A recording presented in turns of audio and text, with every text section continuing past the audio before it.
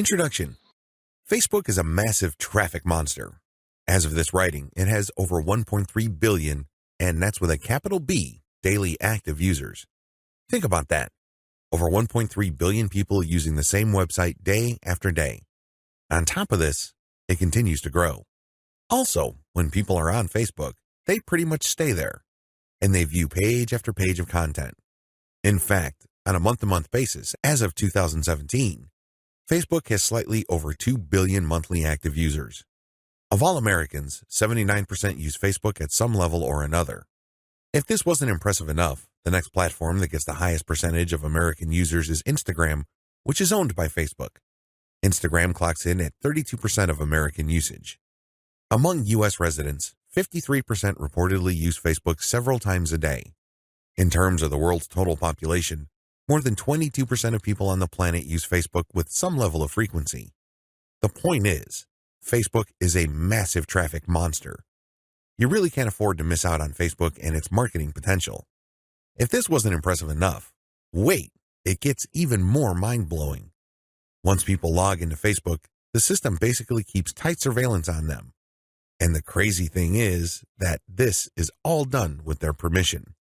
When you sign up for Facebook, there is a user license agreement that you must consent to. Unless you read the fine print, you wouldn't become fully aware that once you sign in, every like, comment, share, as well as pages that you liked and even ads that you clicked will be monitored by Facebook.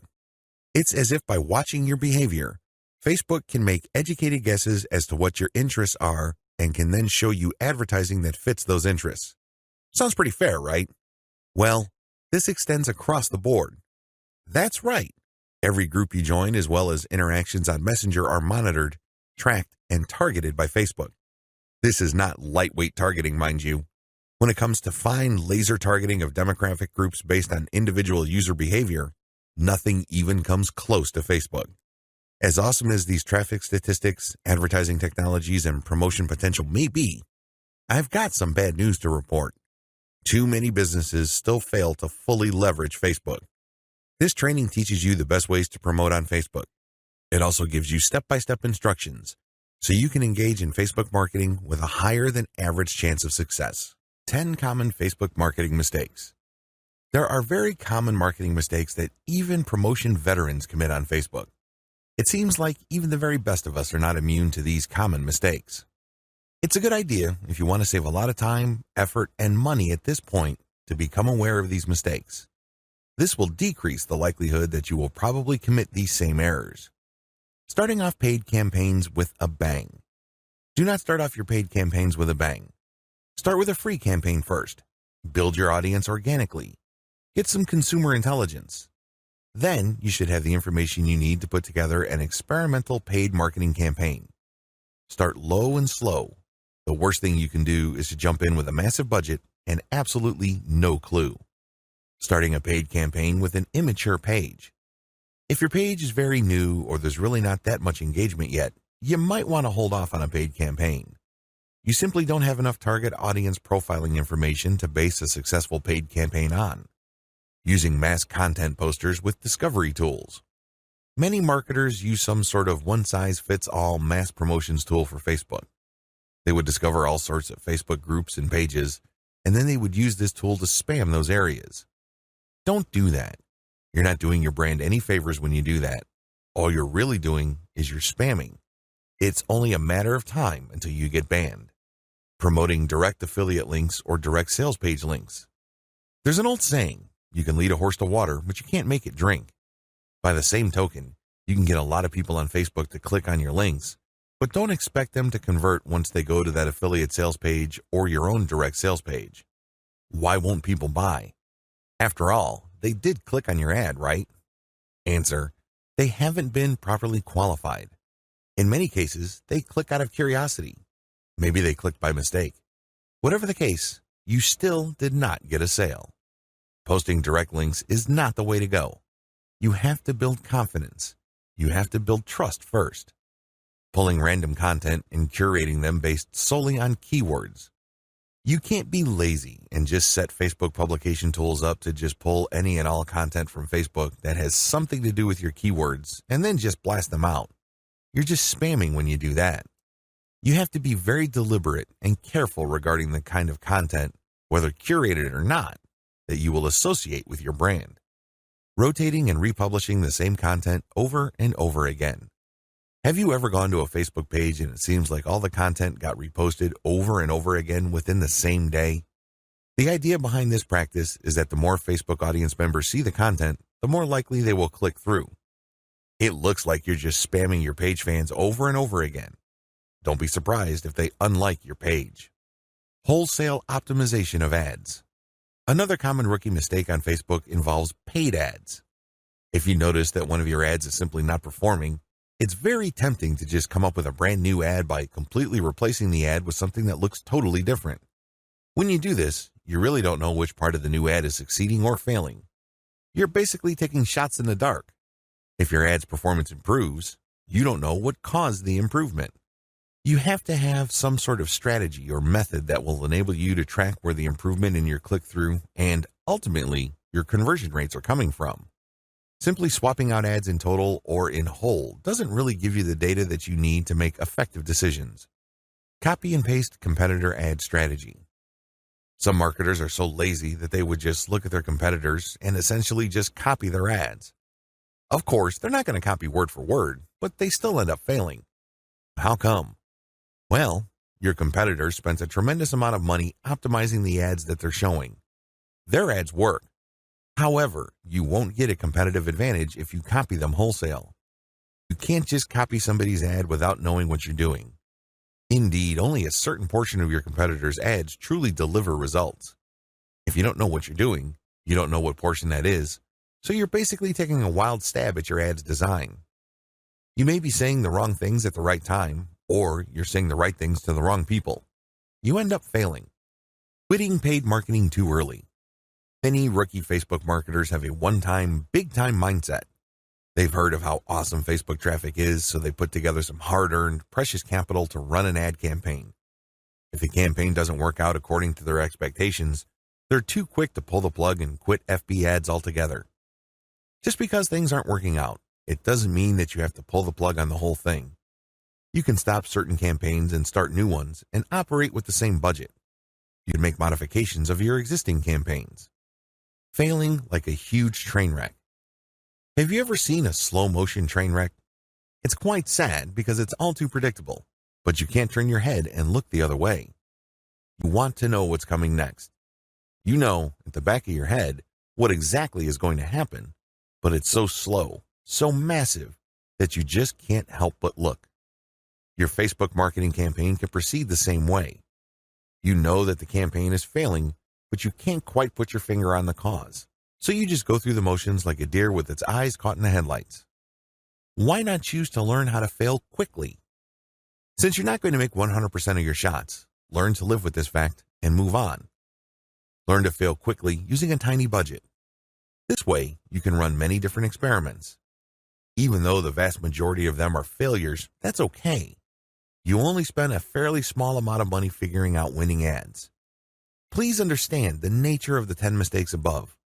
Imagine yourself being in situations where these mistakes are likely to take place. Learn how to spot them well in advance. Prepare your plan B, should you find yourself committing these mistakes. The 8 most effective ways to market on Facebook. Let's get one thing clear. There are so many ways to market on Facebook. In fact, the only limit to how you can get people to go to your website or learn about your brand or cause is limited by your imagination. As long as you can post a link to an outside site doing something on FB, that activity is a potential traffic generator. Still, regardless of the huge amount of possibilities there are to market on Facebook, 8 stand out in terms of efficiency, effectiveness, and return on investment. This is just a broad overview of what I will describe fully in this training. Facebook page marketing, Facebook group marketing, influencer page outreach, paid page boost campaigns, paid traffic campaign, paid lead generation campaign, Facebook pixel retargeting campaign, how to optimize your Facebook ad campaigns. This is a nice mix of both free and paid promotion methods on Facebook. Facebook page marketing. One of the most obvious ways to market on Facebook is to set up a fan page for your business, your brand, or your cause. Facebook actively promotes this feature of its website. What it doesn't tell you is the fact that Facebook has been actively modifying its algorithm to the point that you're going to have very popular content for you to reach most of the people who have expressed interest in whatever it is you're promoting. Put simply, not all the people who liked your page will get to see your updates. In fact, in most cases, only a small fraction of those people will get to see your updates. Sadly, Facebook is actively working to limit the free traffic exposure you would get until you can prove to it that your content is really popular with your page's fans. Here are the steps you should follow to market on Facebook. Step number 1, find your competitors on Facebook. The first thing that you need to do is to avoid reinventing the wheel. You need to avoid trying to figure things out on a completely hit or miss basis. Instead, reverse engineer your competitors. Let them do your homework for you. How? Well, find them on Facebook and learn from what they are doing. Step number 2, get the industry standard look and come up with your own take. Every niche has an industry standard in terms of social media profile, brand appearance, and content strategy. The sooner you understand this, the sooner you will be poised to achieve social media marketing success on Facebook. The longer it takes you to learn this, the longer you will struggle. Understand that your niche audience has become familiar with how certain brands or websites are positioned on social media. If they can't make heads or tails of your social media brand, they probably would not like your page. It may seem weird to them because it seems so far off from the industry standard. Your job at this step is to figure out the industry standard look, content strategy, and other elements, and come up with your own take. Step number 3, reverse engineer your competitors' content strategy and curate. Lots of business owners would post hot content on their social media accounts as well as their blogs. Sadly, 9 times out of 10 that content goes nowhere. People don't click on it, share it, comment, or otherwise engage. What these publishers are doing is basically gambling their content would resonate with their audience. Don't do that. Instead, pay attention to what your competitors are doing and look for patterns. If you notice that your competitors keep sharing content regarding the same type of theme or topic, they may be onto something. They wouldn't waste all this time, effort, and energy talking about the same stuff over and over unless, of course, it connects to their audience at some level or another and produced results. Now, to verify this, look at how many times that piece of content got shared or liked. That should give you some sort of objective proof that this content actually resonates with your target audience members. When you reverse engineer your competitors, you are essentially copying their strategy to reach the same eyeballs that you're trying to reach. This also applies to content curation, where you take content that is published by other people and you promote it on your social media platform. This creates a win-win situation because you're not ripping off this content. You are copying the content's link, including a short commentary, and allowing people to click on the link. This creates a win-win situation. The publishers of this content get traffic. You get to build credibility because you're sharing information that your target audience members would actually be interested in, and this leads to the possibility that they would like your page. Once you have built up enough page likes, you can then start sharing your own content, which leads to direct traffic to your website. Step number 4, pick the best performing or most popular type of content and scale up. Post content for a few weeks. Keep publishing, and then look at the content that gets the most engagement. Which shared materials get the most likes, the most shares, the most comments? At some point, you're going to ignore other types of content and focus on the ones that perform the best. For example, if you have a Facebook page on Chihuahuas and you notice that third-party articles on Chihuahua houses get a lot of shares, likes, and comments, you might want to eliminate most other types of content and focus on Chihuahua houses because those get the most love from your audience. Step number 5, come up with your own version. Come up with your own version of winning content. For example, you know that Chihuahua houses get a lot of love and are very popular on your page. Come up with your own articles about that topic. These articles, of course, drive traffic directly to your blog or your online store. These have to be at the same level of quality as your third-party content, or better. Pay attention to how your curated popular content talks about the topic and adopt the same style but deliver something better. Maybe you should offer longer information, more up-to-date information, or blog posts that have multimedia elements like videos and graphics. Whatever you need to do, come up with content that basically blows away all the other content that you feature on your page. Step number 6, promotions, photo tagging by your users. This is a free promotion technique. Tell your page fans that you're going to give them some sort of digital freebie. Maybe it's a graphic badge. Maybe you're going to mention their name on a post. Maybe you're going to give them a free ebook or some sort of free software. Whatever the case may be, tell the people who like your page to tag their friends on photos that you're going to post. Now, these photos, of course, must draw attention to your brand, your website, or your Facebook page. You're not just having them tag a photo. This photo has to say something. It should be promotional in nature. The more photo tags you get, the higher the chance that you will get a lot more page likes and also clicks to your website from Facebook. The best news? You don't have to offer money. In fact, studies indicate that money offers aren't all that effective. It's much better to offer some sort of specialty graphic or digital goodie like a free book or booklet, or maybe a discount code. Step number 7, promotions. Comments by your users. Use the same rules as in step 6, but instead of photo tagging, get your page fans to post comments. It would also help tremendously if the comment includes the name of the people on the commenter's friends list.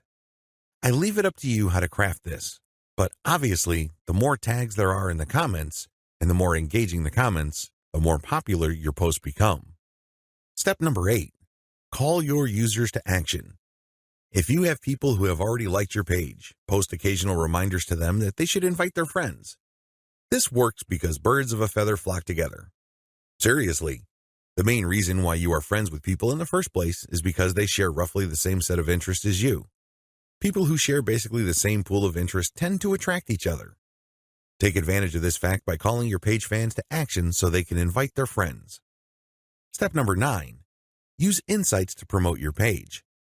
As much as possible, I would go through step 1 to step 8 and master all steps before I go ahead with step 9. With step 9, you're going to be shelling out money to promote your page. After a couple of months, you can use Facebook's very robust audience profiling system called Insights to promote your page. You will know the right demographic, and you will also know the right posts and content to promote. Step number 10, boost your most popular content. Use Facebook's lookalike audience system to find people who are not currently fans of your page. This feature in Facebook's ad system enables you to reach new audiences who share roughly the same interests as the people who have already demonstrated an interest in your page. You're basically using Facebook's very powerful interest targeting system in terms of demographics and interests to get new eyeballs to your page. This can lead to more likes, which can lead to more readers of your content. From that point, you can then run targeted ads. Facebook group marketing. One of the most powerful ways to market on Facebook is through its group feature. Considering what's been going on with Facebook's algorithm for its Facebook pages, it's a good idea to have your own Facebook group as a backup. Although Facebook has been cutting back on the organic traffic it sends Facebook pages, it's still worth it to have a page because you get audience insights from it. Another great benefit of having a page is the fact that you can copy and paste content from that page to Facebook groups. When people see your content in a group, they not only see the content, but they can also see a like button. When they click that like button, you get a new Facebook page fan. The key benefit of having a Facebook group lies in visibility. Facebook has made it clear that they are tweaking their Facebook page to reward actual engagement. Apparently, Facebook groups are not as suppressed as Facebook pages.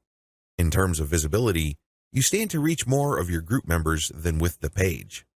The problem with Facebook groups. While the visibility for a lot of people is quite good for Facebook groups, it depends on activity. If the individual group member is not all that active in your group, maybe the person isn't liking or commenting, they're not going to get as many notifications on their Facebook update section than somebody who is active. This is a big drawback. The vast majority of people who would join your own Facebook group are not going to be active. They're just there to read information. They're just there to sit back and check out what you have to offer. Here's how you promote using your own FB group. Create your own groups after your pages mature. The first thing that you need to know is that you should put up your Facebook group only after your page is matured. You want to know who your audience is on Facebook. You're not going to know that until you have a page up. Pay attention to the audience insights. The data set that you would get from that analytics portion of your Facebook management dashboard will let you know who to target. Once you have enough users, and this depends on your niche, you should then put up your group. Your group must be as identical as possible to your page. If you have a logo, put the same logo there. If you have some sort of motto, put the same motto or slogan there. The key here is to use your Facebook group as an extension of the brand that you're creating with your Facebook fan page. Give your group members a reason for coming back. This, of course, means original content or freshly curated content that you don't show on your Facebook fan page. You have to give people a reason for following you on as many different places on Facebook as possible. This, of course, boils down to premium content. Market to other groups. This is the most important part of Facebook group marketing, because if you were to just build your own group as a supplemental source of traffic for your page, you're probably not going to grow all that much. You have to go to other groups which have already done a good job attracting the eyeballs that you want to attract. There has to be a tight fit between these groups and your niche. Go to those places and become a credible poster. This means that you should refrain from just dumping the same content that you have on your page to these groups. Invest time in them to become a local expert or a credible authority. It doesn't take much. If you're the first person to always comment and your comments are always insightful or bring new information to the table, people sit up and pay attention. People can see that you are an asset to the community, and they are more likely to give you the benefit of the doubt when you share content that obviously comes from your page. Once you have established credibility, share your own page content. As I've mentioned above, these posts not only have content and your brand, but also a like button. This is a great way of getting page fans. Always engage. When people comment on what you post, reply. They might be haters, they might be critics, but it doesn't matter, reply anyway. This conditions the mind of your readers that you are approachable, accessible, and you actually want to help people out. If you just drop a link and take off immediately, you're a spammer. You're not a community member. You're obviously not somebody who's there to add to people's knowledge and bring value to their lives. My most important tip: after sharing high-quality third-party content that you do not share on your page in groups, pay close attention to your page's audience insight. Find your most popular piece of content. Look for third-party content that is similar to that and see if you get a lot of positive engagement when you share that material. If this pans out, then use content from your site that fits the same themes as the tried and proven popular content on the Facebook groups that you're in, and use those to get page likes. Influencer page outreach. Influencer page outreach really boils down to creating allies. In your niche, you are sure to have competitors. However, some of these competitors are open to cooperating with you. Many will not give you the time of day, but there are few who would see the strategic advantage of partnering up instead of competing. There are also other people on Facebook who have pages and who are not competitors with you. They may even have a lot of fans. Here's how you build alliances with influence leaders on FB. Step number 1, find competitors. The first thing that you need to do is look at your notes when you reverse engineered your competitors. These people are in the same niche as you. After all, you study them to get to the industry standard content strategy as well as page layout and design for your own Facebook page. Next, you should look for non-competitors who specialize in your niche. There should be quite a few of these. These are not merchants or ones who provide services. They're not competing for the same dollars as you. Instead, they cater to the same audience as you. Try to find as many of these as possible. Step number 2, pay your dues by engaging. I know at this point it's very tempting to just go to a competitor's page and post a comment on one of their posts. In the comment, you're dropping a link to your page or to your website. You then repeat this many times on all their posts. Well, let me tell you, if you do this, you're going to get banned. Whatever links you put up will get deleted. It's a waste of time. Don't even think about it. The same applies to influential niche observers. These are non-competitors, but you shouldn't spam them either. Instead, you should pay your dues by engaging. How do you do this? First, you need to share high-quality content. It doesn't matter who wrote the content. It doesn't matter where that content goes to or links to. What's important is that it provides maximum value to anybody reading that content. It has to be on point. It has to deal with a specific theme or topic that you know that your target audience members are interested in. Next, you need to engage with people in terms of answering their questions. Try to be a facilitator. Try to be a mediator. Try to be the go-to source of information for your niche. If people are looking for statistics, go on Google and find them the statistics they're looking for. If they're looking for a video, go to YouTube and search for the content that they're looking for. The more you do this, the more people will pay attention to you because, let's face it, in any kind of online group communication platform, only a very few people actually produce high-quality content. You can count them on one hand most of the time. Everybody else is basically a leech. They take and take information, but they only give from time to time, if at all. Be that expert. Be that go-to resource. Another way you can engage is by asking questions. Now, these questions should not be very basic or dumb questions. Instead, they should be deep, insightful questions. You can also ask questions that try to tie many issues together. Many people are concerned about many different issues. When you ask questions that tie all these together, it can be very useful. You should also give feedback to people's responses. You have to do this in a respectful way. You cannot come off as a hater or somebody who's just plain negative. There is such a thing as constructive feedback. Remember, the name of the game here is to add value to the places that you're on. This means sharing information and enhancing information through proper questions and feedback. Step number 3, become credible, then reach out. At a certain point, people will start asking for you by name. People will try to reach out to you via Messenger. That's when you know that you have become an asset to these groups. That's when you know that you are on people's radars. You're not just this random person showing up every once in a while dropping a link. Instead, you're that person that helps keep these groups together. This is when you reach out. This is when you try to engage with the group admin. Usually, the best way to do this is when they engage with you. Maybe they mention your name, or they send you a message on Messenger. Whatever the case may be, try to wait for them, or reach a high enough level of engagement and acknowledgement from other community members before you reach out. What are you going to be reaching out for? Well, there are many different opportunities on the table. You can ask to swap content with your page. Most page admins don't have a problem with this. You can also ask for a shout-out. Basically, the admin of the page that you're on will tell page fans to check out your page because your page is a friend of the page they run. You can go through some ideas regarding joint events. Now, please keep in mind that this is not like a real event where people have to physically go somewhere, or you have to rent out some hall, rent out security, or get food. No. This is an online event. Maybe a seminar, a live Facebook session conducted from 2 locations, or it can be an interview. Another opportunity on the table is, of course, guest blogging. You probably don't need me to remind you of how value-packed this is. Not only do you get eyeballs to your link, which can produce direct traffic, but you also get tremendous search engine optimization benefits if the partner has a high-value blog.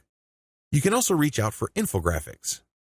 This means you create an infographic and you get the admin to post the infographic on their blog with a link back to you.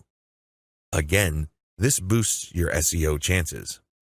Finally, you can collaborate on content. This is custom content intended for both your audiences. Regardless of how you cut it, influencer page outreach is a very powerful way to market on Facebook for absolutely free. Seriously, your only investment is your time. And what makes it so awesome is the fact that you are leveraging the hard-won credibility and authority of your partner. They've been there before. They put in the work and the time to develop a rapport and a solid brand with the people that follow them. When they give you a shout-out or they feature your content, or they co-host an event with you, they lend you some of their fame, which makes you credible. You're no longer some random stranger who came out of nowhere. Instead, people get this idea in their minds that if somebody they respect and admire recommends a new person, then I'll give that new person a shot. Maybe that new person is worthy of my admiration and respect. Building alliances with influential niche players is definitely worth doing. But please keep in mind that it does take time. However, if you are passionate about your niche and you view your Facebook marketing business as a real business, then this should not be a problem for you. Paid Page Boost Campaign. Another way you can get a lot of traffic from Facebook is by using a paid page boost. Basically, you are paying for the promotion of your page. This is different from a page post boost. You're not promoting the content of your page, you're promoting the page itself. This is a great way to get page likes and to broaden the statistical demographics of your page. And why is this important? Why is it a big deal that you get a broad statistical demographic snapshot of people truly interested in whatever it is you are promoting? You have to understand that Facebook works best when you target people by their interests.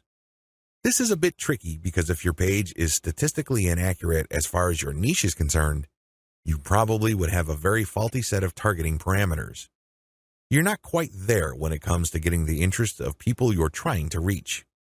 This is why it's crucial that your page gets a truly honest snapshot of the range of interests as well as demographic information of the people who are actually interested in whatever you are promoting. This is hard to achieve if you are just promoting your page organically. Maybe you're not putting in that much time in getting the word out about your page. Perhaps you are just sharing the word on several groups that may not line up, demographically speaking, with your niche. Whatever the case may be, there might be a blind spot there. This is why I suggest that at least at a minimal level, engage in some sort of paid page boost campaign. Make sure your page is mature enough before you launch a paid page boost campaign. Make sure that your page has been around for a long enough time for it to build up enough user insight as well as engagement levels for you to accurately target the demographic you should begin with. This is important. If you're able to pull this off, then your demographics will help you run more successful campaigns involving your content or your direct traffic campaigns. These are campaigns that direct traffic from Facebook directly to your target website. You're going to do that primarily using a lookalike audience campaign. Make sure you're ready for a sponsored page ad buy. When you're buying a sponsored page ad campaign, make sure your page looks good. Make sure you're sending the right signals both in terms of graphics and text. You don't want to waste your money, so make sure that at least everything looks like it's ready to go. There has to be enough solid content on your page. This increases the likelihood that you will get a decent amount of page likes. Where does all this lead to? As I have mentioned above, if you get a lot of page likes, you will be able to target your intended audience better. In addition to that, you may be able to increase your reach because the more people that like your page, the bigger your base visibility becomes. If a lot of those people actively engage with your content, that percentage increases, but you're still dealing with the reality that your content will only reach a fairly small percentage of the people who have expressed interest in your content. When you increase the total amount of likes you get, you still have that same small percentage, but the raw numbers are bigger. Believe me, 10% of 100 is definitely going to be smaller than 10% of 100,000. Which position would you rather be in? This is why it's always a good idea to build up your page likes. Hand in hand with this is the fact that you can profile your users better, as I've mentioned above. This higher level of profiling paired with better content management and targeting on your part can lead to more content visibility. How come? Well, your reach can increase because of higher engagement levels. If you pay attention to what kind of content people really like on your page, and you produce more of that content and you fine-tune it so people are more likely to engage with it, this can increase your organic reach. This makes your content more visible. What is engagement? Well, people can share your stuff.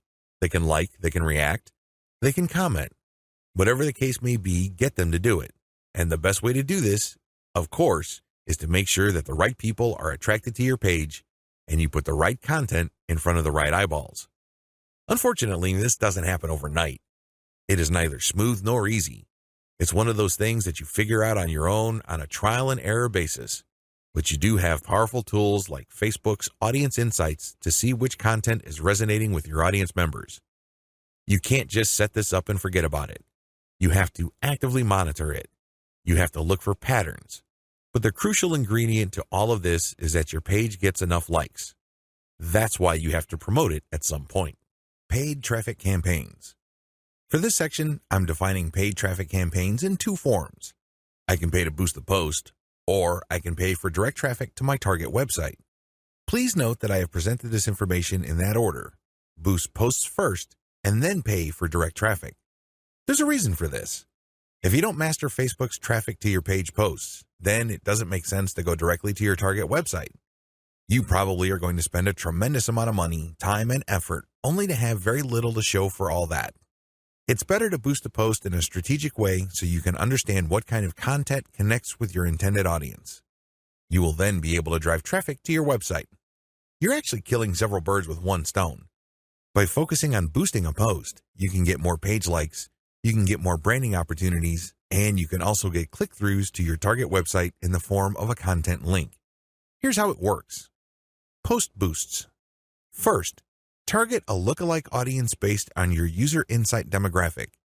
In other words, Facebook is going to show your ad to a fresh set of users who share the same demographic details and interests as your current page fans. People with these similarities are more likely to like your content. You're not going to pay Facebook to show your post to people who have already liked your page. Instead, you are trying to get fresh eyeballs to your page posts. You do run quite a bit of risk. Existing audience post boosts. The next option you have available to you is to boost your post to people who have actually liked your page. These are your actual page fans.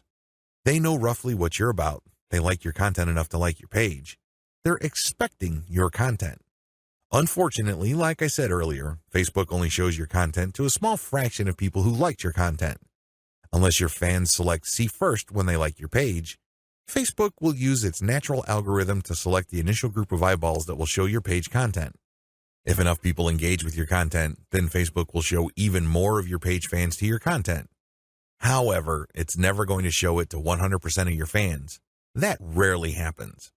This is why it's a good idea to boost your post to reach more of the people who have liked your page. The upside to this is these are not virgins. They've seen your page. In fact, they've seen it and liked it so much that they have clicked the like button and want to see your content. At least you know that there is some sort of interest there. Still, please understand that while there is a certain degree of familiarity there, and this increases the chance that these people will actually engage with your content and possibly click through to your target site, that isn't exactly guaranteed. Existing audience plus their friends. As the old saying goes, birds of a feather flock together. Friends usually have shared interests. In fact, if you think about it hard enough, that's the main reason we became friends in the first place. We have certain interests in common. We have certain things to talk about, and that's why we're friends. Makes a lot of sense, right? Well, you can apply that to Facebook marketing as well, because this can produce a tremendous amount of marketing opportunities. Since your page fans also have friends on Facebook, you can buy a post boost that shows your ad not only to your fans, but to their friends as well. This is my favorite when it comes to post boosts because it is a cheap way of getting clicks to your target site. You reach a much wider audience. Please understand that if your page has a fairly small number of likes, even if you boost post after post, you only have a small base to work with. Now, if you expand that base by including your existing audience plus their friends, you have a lot more people to work with. You are operating with some level of confidence because you know that friends usually have shared interests. This translates to possibly cheap clicks to your target site. The best way to do this is to post a link directly to your content or to your promotional page on your website with some content. This way, when someone clicks through, they go straight to your website. They can read your commentary and some preview text, but the text should call them to action. This is the cleanest way to get direct traffic cheaply using post boosts targeting your existing audience and their friends. Direct traffic to your target site. The next option is to promote a target URL directly. It doesn't show a post from your page. It just goes directly to your target website paired with a picture. This is the direct traffic option on Facebook. To become successful with this, you have to use the lookalike audience based on your engaged users' insight data. In other words, your Facebook page should be mature enough for you to get solid consumer intelligence that you can then use to target potentially interested audiences on Facebook. That's the best way to do this. There are other ways. You can run raw targeting. Basically, you're not relying on user insight. Instead, you're just looking for an age range and a geographic location. You're also using gender. In certain situations, this may pay off. In fact, you may get better results than lookalike audiences, but generally speaking, you should focus on using the consumer intelligence your Facebook page gathered so you can reach people who are very similar to people you know have demonstrated a solid interest in whatever it is you're promoting. Best practices. Use them to boost your results. First, run small tests. This enables you to fail quickly. People who really know their way around Facebook run campaign after campaign after campaign until they're able to connect the dots and come up with a campaign that actually works. This is why you need to run small, cheap tests so you can easily see which campaigns are working out and which ones have failed. Next, make sure your budget is low. Usually, when I run a dollar campaign, that is good enough for me. $1 a day for 7 days a week, that is good enough for me to see if an ad has potential. So, I would run several ads. We're talking about $70 for 10 ads running at the same time. Third, focus on what works. Let me tell you, when you run many small tests, the winners stand out. Either they get clicks or not. That's the bottom line. However, at this stage, you're not just looking for clicks. You're not just looking for an ad campaign that gets a lot of attention. Instead, you're also going to look for an ad campaign that actually delivers conversions. You're going to have to set up your Facebook pixel to your target website so you can track whether traffic from Facebook went all the way through. I'm not just talking about traffic produced when people click on your link and they go to a content page and they leave. That's worthless. That's not going to help you. That traffic has to go to the content page, go to the sales page, and eventually make it to the shopping cart. That's when you know your campaign actually has traction. Focus on what works. Focus on what gets a high click-through rate paired with a conversion rate. However, to get there, you're going to have to burn through many ads. This is not going to jump out at you. It's not going to be obvious. It's not going to be easy. Once you have identified that ad and you've fine-tuned it, then scale it up. That's how this works. Basically, you focus on what works and then pour real money into it. Paid lead generation campaigns. Did you know that on Facebook you can collect email? That's right, you can collect leads. It's pretty straightforward. You can run ad campaigns with a lead collection button. It can be find out more, sign up, or other language. Regardless, if you're running this type of campaign, it must be highly targeted. It's really important that your targeting is spot on. I put this part of Facebook ad marketing at this point in the list of marketing methods because this takes quite a bit of work.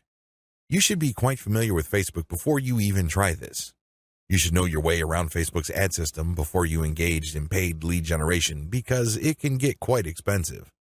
If your ad doesn't get many clicks or it's super finely targeted, you don't really have that many people to work with, and this can drive up your costs. You have to know how to optimize your ad campaigns on Facebook for this to make sense. You can optimize on many levels. There are 3 levels you can optimize. Level 1, you can tweak the freebie you're giving away. This is the free stuff that you're giving away, so people are motivated to enter their email address into your form. Maybe you're giving away free membership access.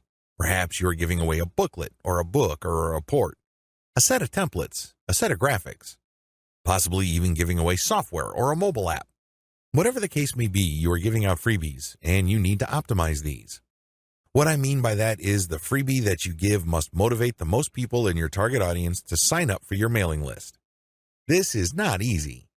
You cannot assume that just because you think that your booklet is awesome or is the next best thing since sliced bread doesn't automatically mean people will agree with you. It doesn't work that way. You may have to switch from one freebie to the other until you get a high enough sign-up rate that would tell you that the freebie that you have selected is the right one. Thankfully, this is fairly easy to do with Facebook. You basically run different ads that offer different premiums. Level 2. Level 2 optimization focuses on optimizing your ad copy. As I've mentioned above, lead generation campaigns on Facebook can and do get very expensive. It seems like you're doing all this for basically a handful of emails. This is why it's really important to make sure that you run a fully optimized campaign to get the most results. How do you do this? Well, you optimize your ad copy on an elemental level. Still, I want you to get a heads up this early on regarding the amount of optimization that you would have to do. It is quite intensive. You can't leave things at a surface level. That's just not going to work. Level 3. Level 3 involves optimizing based on conversions. When people click on your Learn More or Sign Up button, they're shown a form. You're going to have to keep tweaking that form to say what it needs to say to convert as much of your traffic into list members as much as possible. This takes quite a bit of time and attention to detail. Again, you have to run these experiments while minimizing your costs. Once you find out something that works, optimize it to increase its level of conversion.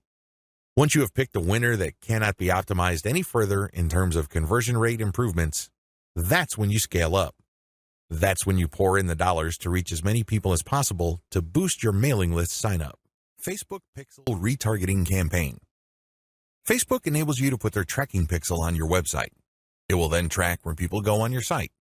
If people end up at your shopping cart, for example, you can then run an ad reminding people about your site or reminding people about the products that they almost bought. They see these ads on Facebook. Whatever the case may be, Facebook pixel retargeting gives you another bite at the apple. One of the biggest problems with e-commerce is that prospective buyers abandon their shopping carts. A large chunk of these buyers simply decide at the last minute or at some point in the buying process to dump their shopping cart. They don't follow through. This is where the retargeting campaign begins. It's basically a way of reminding people who have already expressed an interest in whatever it is you're offering to come back. If anything, you recycle traffic that you have gotten from Facebook. Another benefit of this technology is that it pulls traffic from Facebook that you did not get from it originally. For example, if you did an independent marketing campaign completely free of Facebook, but you put a Facebook retargeting pixel on your page, when people from that independent campaign, maybe it's a forum promotion or search engine optimization or another social media platform or whatever source, go back to Facebook to check their accounts, your ad will show up. Sounds awesome, right?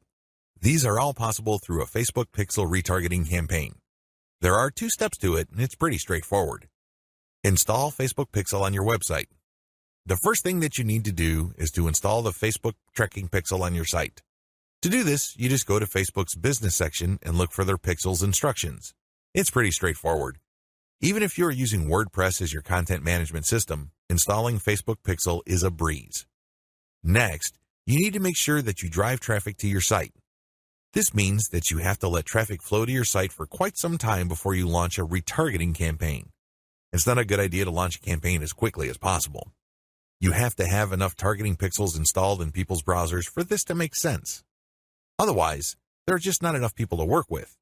Now, keep in mind that if you are in a niche that has generally low traffic levels, then you would have to conduct your campaign even though the overall traffic flow to your website is fairly low.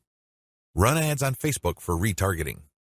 The ads that you're going to run for Facebook pixel retargeting are going to be a bit different from the normal boosted posts or picture links that you run on Facebook.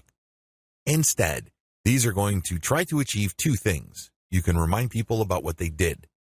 Maybe they wanted to buy something, but they changed their mind at the last minute.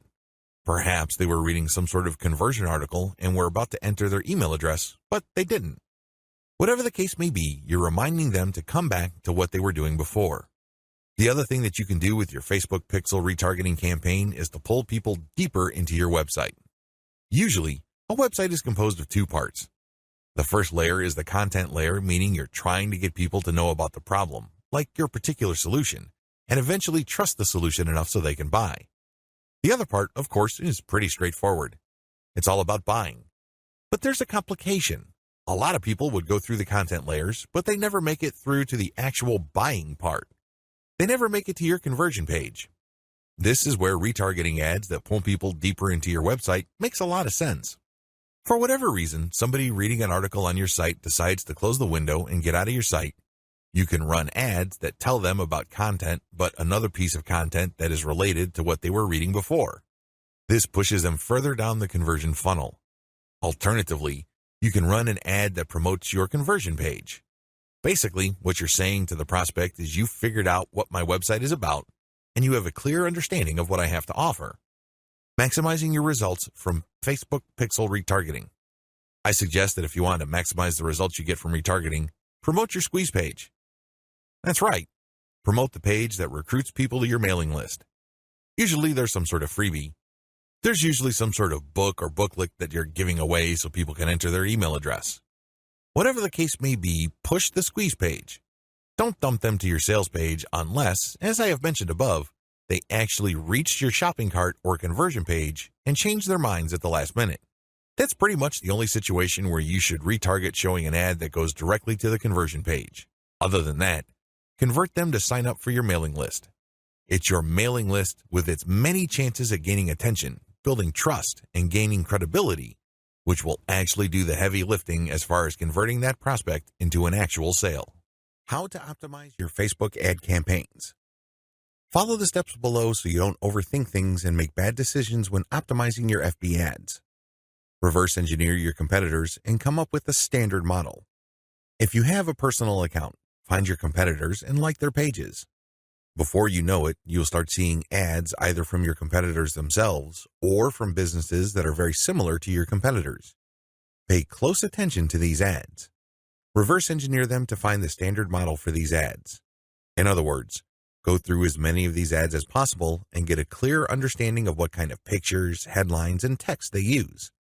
Also, if they are mostly promoting posts, pay attention to that. Whatever the case may be, look at what they're doing and see common patterns. Focus on the most commonly used strategies because this gives you the industry standard model. Don't get sidetracked by ads that seem so different, so new or so innovative because if they are so different from the industry standard model, they're outliers. There's a high chance that those ads do not convert. Come up with your own version and test with a low budget. Test with a low budget. You don't want to burn through a tremendous amount of cash during the testing process. There will be a time and place for you to get crazy with the budget, but now is not the time. Create variations and test. Now that you have come up with your own version of the standard model, create variations of it and then run low-budget tests. Do not do this randomly. Do not do this based on your feelings or impulses. Instead, you have to follow certain rules on how to create variations. Otherwise, you wouldn't know which part of the ad accounts for its greater success. I've seen this happen many times. In fact, I've committed this mistake before. I would take an ad and test it. I would notice that it's not getting that many clicks, so I'd change half of the ad. Maybe I change the picture and then the headline, or I would change the heading and the description. Whatever the case may be, I would change half of the ad, and sure enough, it would improve. But when I try to improve things again by changing the other half of the ad, it falls apart. You want to establish a way of effectively tracking which changes accounted for which improvement. By using this method, you can optimize parts that work to reach peak convertibility and then work on the other elements of the ad that could use some improvement. However, you have to do this in a systematic way. I've described this in the section below. Pick the winner and make further variations. Now that you have made variations of the original and you ran a test, there will be at least one winner. It gets the most clicks in conversions. Make variations of it and you run the test again. Keep testing until you find the ad that delivers the best return on investment. The end of this process is pretty straightforward. You keep making variations and you keep testing on the cheap until you find an ad that delivers the best ROI. In other words, it delivers the most conversions while costing very little money. I know it sounds like a fantasy at this point, but it is doable with testing. Scale up. Increase your ad budget to your winning ad to pump a massive amount of traffic to it. You should only do this when you are dead sure that you have a winning ad on your hands. In other words, you have tested it rigorously and have optimized it to the point that it cannot improve its conversion rate any further. That's when it's ready to go big time. Make sure you optimize on an elemental level. The big problem with the ad optimization method I described above is how do you know which part of the ad to change up? How do you know which part of the ad to optimize? Wholesale variations do not work. You can't just take an ad, see that it doesn't work, replace it with a completely different ad, see that it doesn't work, and then repeat that process. Even if you're spending very little money, it still burns a tremendous amount of time, effort, and opportunities. You need to have a better way to turbocharge your results. Vary on an element-by-element basis. I would take an ad, and I would restrict my optimization to a specific element of that ad. Every ad actually has many elements. There is the graphics, the heading, the description, the link. I would start with one element, and I will come up with different versions. The most obvious part is the picture. So I'd play around with the different pictures and see which gets the most clicks. I would then come up with a variation of that picture and see if I can improve my click-through rate. Again, I'm spending very little money here. I just want to see an improvement in click-through rate for that element that I'm varying. Once I have reached a plateau and I can't improve any more on that element, I would then switch to another element. For example, if I'm running a campaign for dog food and I notice that my best performing picture after a series of variations is a picture of a chihuahua that seems to be smiling, I will keep that picture, but then I will then switch to the next element of the ad, which is the headline. I would then keep varying the headline to see if I can improve the conversion rate of that ad. Once I've reached the ceiling or a plateau for improvements in conversions due to headline changes, I then move to the description. Do you see how this works? You know that you have to vary an element if you keep picking the winning variation.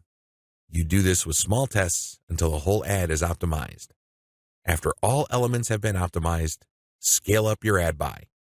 Once I've gotten an ad that converts much better than its original form, and I've gone through all the elements, now is the time to scale up.